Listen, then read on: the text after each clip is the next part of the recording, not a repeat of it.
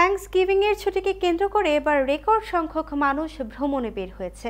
বিমান থেকে শুরু করে সড়ক পথ যে যার সুবিধা অনুযায়ী ছুটছে নানা গন্তব্যের দিকে।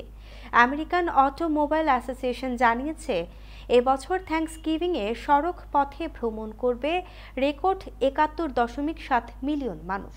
গত বছরের তুলনায় গ্যাসের দাম কিছুটা কম হওয়ায় ভ্রমণের জন্য সড়ক পথকেই তারা বেছে নিচ্ছে বলে ধারণা করা হচ্ছে।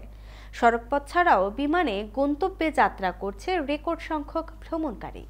আগামী কয়েকদিনে প্রায় ১৮ মিলিয়ন যাত্রী আকাশপথে বিভিন্ন গন্তব্যে যাতায়াত করবে বলে আশা করছে ট্রান্সপোর্টেশন সিকিউরিটি অ্যাডমিনিস্ট্রেশন। স্বাভাবিকভাবে new York, new jersey, Connecticut, Florida, Miami সহ দেশের বিভিন্ন স্থানে বিমানবন্দরগুলোতে সৃষ্টি হয়েছে বাড়তি চাপের।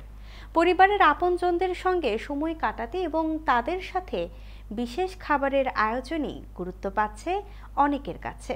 তবে বিমানবন্দরগুলোতে তল্লাশি সহ নানা কারণে সৃষ্ট ঝামেলা এড়াতে আগেভাগে সেখানে উপস্থিত হয়েছেন অনেক যাত্রী। বিলম্বিত ফ্লাইট, বিড়ম্বনা, রাস্তায় অতিরিক্ত ট্রাফিক সহ নানা ভোগান্তি এড়াতে নির্ধারিত সময়ের আগে যাত্রা শুরুর পরামর্শ দিয়েছে ভ্রমণ বিশেষজ্ঞরা। এদিকে দেশের পূর্ব ও পশ্চিম উপকূলীয় এলাকায় শীতকালীন ঝড়, ভারী তুষারপাত ও বৃষ্টির কারণে ছুটি কাটাতে যাওয়া ভ্রমণকারীদের বিপাকে ফেলতে পারে বলে আশঙ্কা জানিয়েছে আবহাওয়া বিশেষজ্ঞরা।